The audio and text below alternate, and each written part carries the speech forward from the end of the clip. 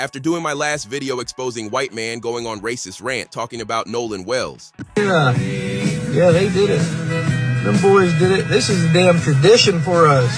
Yeah, this is a tradition. We take you boys out in the woods, and we throw you in the swamp. We throw you in the creek. We throw you in the springs and rivers. Yeah, we throw you in them oceans. Y'all can't do a damn thing. I had several viewers in the comment section wanting to know more about the white man. Well, today we will hear the latest news from the white man who went on Racist Rant. Check it out. So, as you all know, I've been doxxed. I lost my job this morning. I had to leave home. Everybody's pissed off at me. Now these idiots are wanting to get a judge involved because I'm a dangerous person, and now they want to try and do something about custody because I'm too much of a danger to be around children. All because of a video, clearly satire. I don't even. I might have a little bit of a country accent, not much, but I was using a country accent in the video.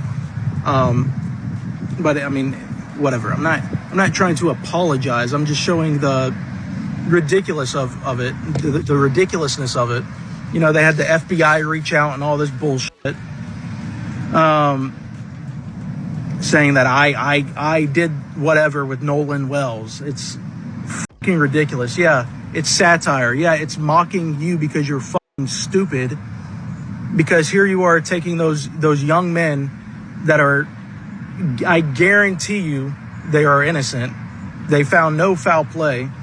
He left his keys and phone on the boat because he wanted to go chase a girl. You're in the water all day when you're on these islands. So yeah, he left it on the boat. And then he left chasing this girl. And then God knows what happened to him. Didn't know how to swim. I don't know. So, yeah, you want to accuse these young men and try and have their fucking life ruined while they're innocent just because of the color of their skin, because you hate them, because you're the fucking racist. And all y'all just so racist and shit. Y'all racist. Y'all fucking racist. Y'all just hate us for nothing. Y'all born like this. It's in your blood. Your parents teach you this. Blah, blah, blah. No. You fucking make us like this. You do it. Nobody else but you. 99% of parents, I'm pretty sure, teach their children that we're all equal. We're all human. The religious ones, like my parents were. Jesus loves everybody. Everybody's your brothers and sisters in Christ. Nobody's taught this hate to you. You teach it to us. You radicalize people with your violence, with your racism, with your takeovers, and your trash behavior, and the violence you do. Per capita in the statistics. Learn what that means. You lead in every single every crime. You praise the violence. You praise the thug culture. You have no morals. None. Zero. So here's this guy. This was a few years ago. This is how racist I've always been. This guy was hit by a fucking truck. He was riding a bicycle.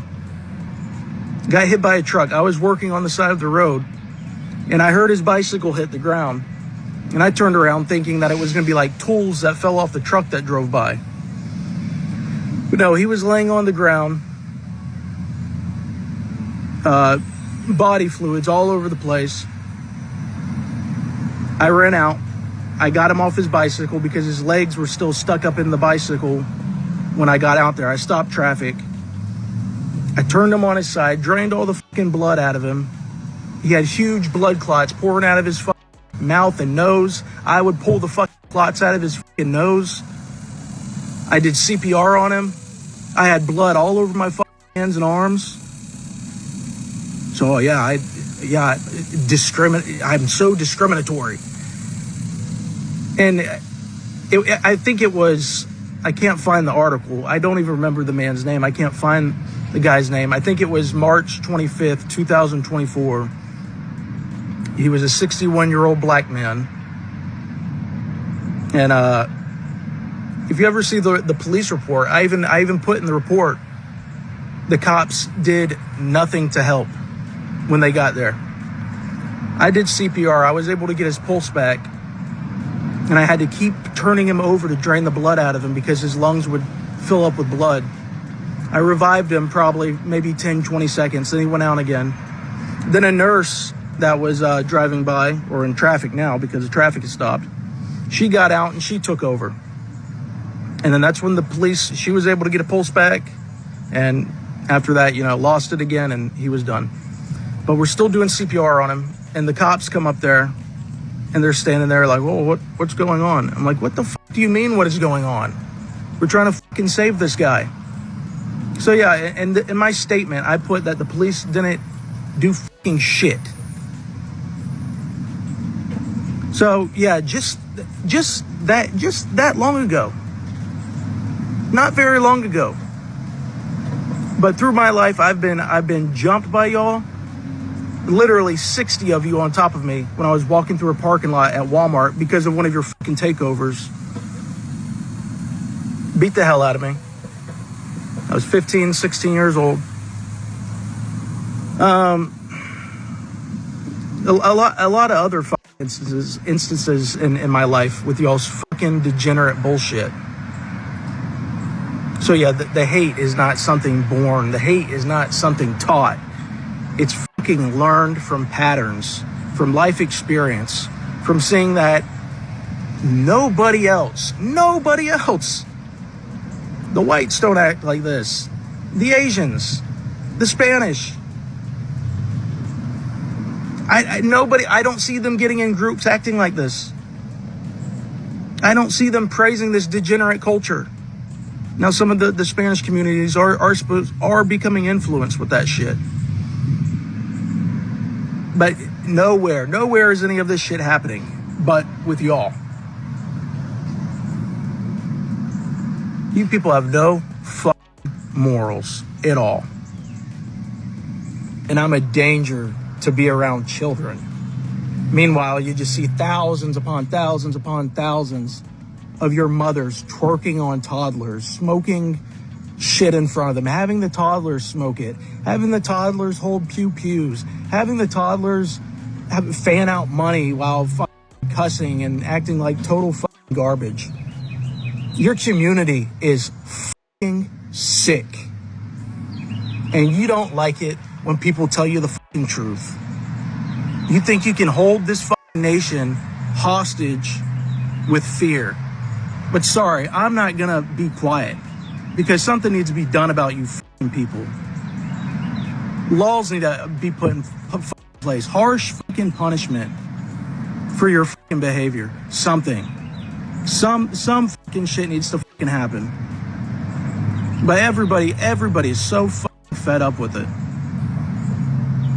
I can't wait for this country to become to a fucking boiling point. So we can do something about it or go our fucking separate ways. Something. Because it's just fucking sick. And now there's just, constant, comments and videos of threatening my life. You prove us right every fucking time. Saw this one guy saying, oh, you're going to be joining Austin. You're going to be joining Charlie Kirk soon. Yeah, just proving our fucking point. So yeah, go ahead and do it. Just prove our fucking point further. No fucking morals. No fucking impulse control. Nothing. Nothing like everybody else. Morally bankrupt. At least, everybody else somewhat has some fucking morals. But you just have absolutely nothing other than just pure fucking hate, pure racism, pure selfishness. None of you have any empathy or sympathy for anyone, even your own. It's a culture of, yeah, it's all about me. I'm gonna do me. I'm gonna get this shit. Fuck you, fuck them. No morals. And you hate it. You hate it when we say the truth. You hate it. You hate to hear it. And one more thing, such a violent, dangerous person. I've never called for any kind of violence in my videos. And also, y'all found his arrest record from 10 years ago, 10 years ago. Oh, he beat his wife. Go ahead and look at it. I don't know what, I've never even looked at the report from what I can remember. But I know what will be in it. And it said I snatched keys out of her hand. They were my keys, but because we were married, it's both of our keys. And I'm the one that called the police. Why did I call the police? I'm not going to get into it because it's not important. I'm over it. But yeah. So, such a violent person. Meanwhile, you're all threatening me. I haven't threatened anyone. I haven't threatened anyone. Not one of you. Not even the people that threaten me, I don't threaten. You just... No morals. None. None. While listening to this video, all you keep hearing from this guy is how black people are degenerates, ghetto, no morals, violent, etc. Well, here is a video that shows the community that really is violent in America. This is the man who tried to kill John Hoffman. This is the man who tried to kill Paul Pelosi. This is the man who killed an Obama-appointed judge's son. This is the man who hired hitmen to kill Democrats. This is the man who ran over a left-wing activist and killed her. This is the man responsible for the Austin bombing. This is the man who sent pipe bombs to Obama, Biden, and Hillary Clinton. This is the man who shot Gabby Gifford. This is the man who tried to kidnap Gretchen Whitmer. Oh, and this man. And this man. And this man. This man, this man, this man, this man, this man, and this man. This is the man who set Josh Shapiro's house on fire. This is the Oklahoma bomber. This is his accomplice. These are just a few of the men who beat police officers on January 6th. I can think of a few things they have in common, and it's not the way they use their words or their left-wing politics. 2, killed 10 black people in a Buffalo grocery store. His motive was, quote, to prevent the elimination of the white race. The El Paso Walmart shooter, he shot 45 people, killing 23. He thought he was acting at the request of President Trump to stop the invasion. He also cited the Great Replacement theory. The neo-Schmatzi who killed 9 people at a black church because he, quote, had to do something. This is the Pittsburgh synagogue shooter. His motive was to stop white genocide. This was the Oregon shooter. Police found a manifesto where he went on a lengthy rant about black men. The Dollar General shooter, his motive was a hatred for black people. Despite previously being involuntarily committed, he was still able to legally purchase the weapon. Florida. This is the Oxford school shooter. His parents gave him a 9mm for an early Christmas gift when he was 15 years old.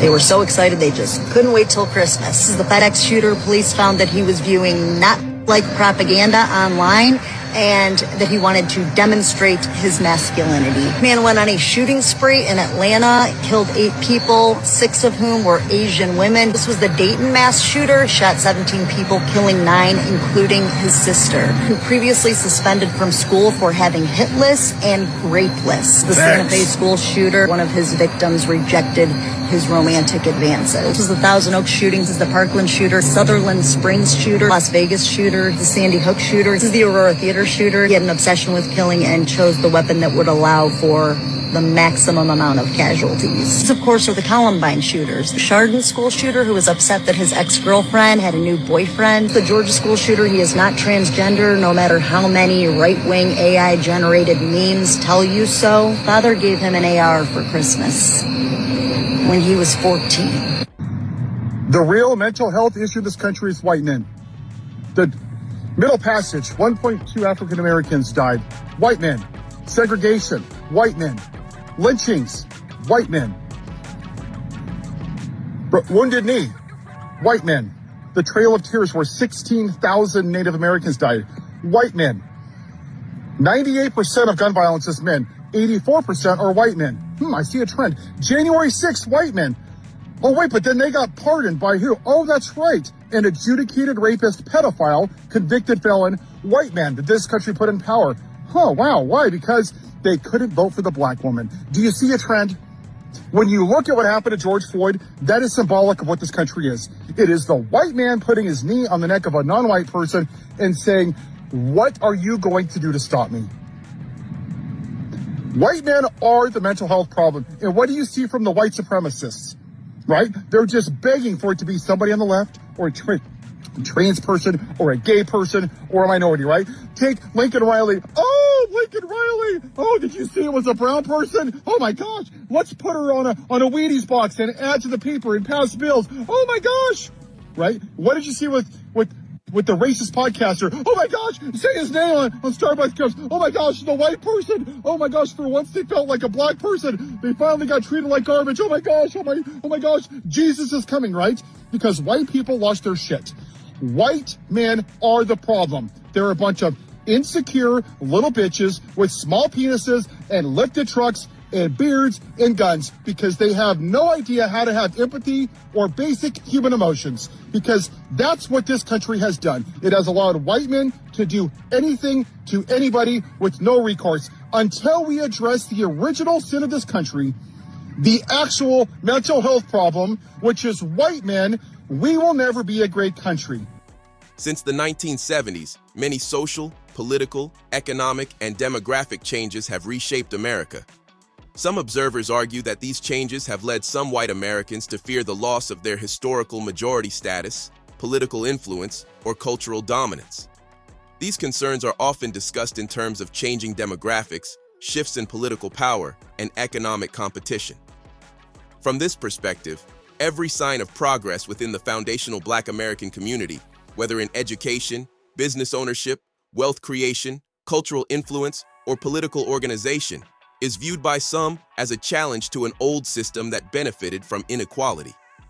Supporters of this view believe that these fears have contributed to efforts to limit or reverse Black advancement through various social, political, or economic means. No earthly power can permanently stop what God has ordained. Scripture repeatedly teaches that God sees injustice, remembers oppression, and will ultimately judge every nation and every people according to their actions. Joel 3:1-8 describes a future time when God declares that he will restore Judah, also known as the Black people, who was scattered and enslaved to four corners of the earth, Jerusalem, and gather the nations to the valley of Jehoshaphat, whose name means the Lord judges. There, he announces judgment against the nations because they scattered his people, divided his land, and treated human beings as merchandise. The passage emphasizes that God will repay those who oppressed his people, Judah, according to their deeds. Descendants of the 12 tribes of Israel with present-day communities see this passage as a warning that those who have participated in or benefited from oppression will ultimately answer before God.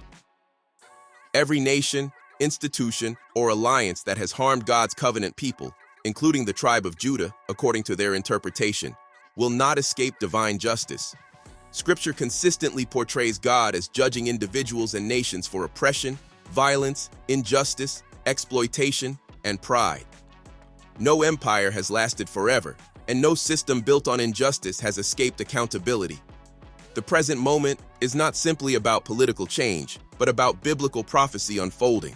The problem with racism in America is that too many white people believe it's simply about conscious hate, about burning crosses, slurs, or open hostility. But racism is much bigger, much deeper, and far more deceptive than that. Racism is not just a personal attitude, it's a system. A complex network of social, political, and economic levers and pulleys set up generations ago to keep working on behalf of white people, whether they're aware of it or not. This system operates like an autopilot of inequality. It doesn't need a racist person to function, it just needs the system to stay in place. Schools that favor certain zip codes, job markets that overlook certain names, police systems that criminalize certain skin tones, and court systems that excuse certain crimes. Racism is an insidious cultural disease. It doesn't care if you're a white person who claims to love black people. It will still find a way to infect how you see, judge, and treat people who don't look like you. It shows up in policies, in hiring decisions, in zoning laws, in neighborhood watch calls, and even in the quiet silence of those who claim neutrality while standing inside unjust systems. Yes, racism often looks like hate, but hate is just one symptom. It also looks like privilege, unearned advantages that white people inherit simply by existing in a world designed for them. It looks like access, the ability to move freely through systems that block others.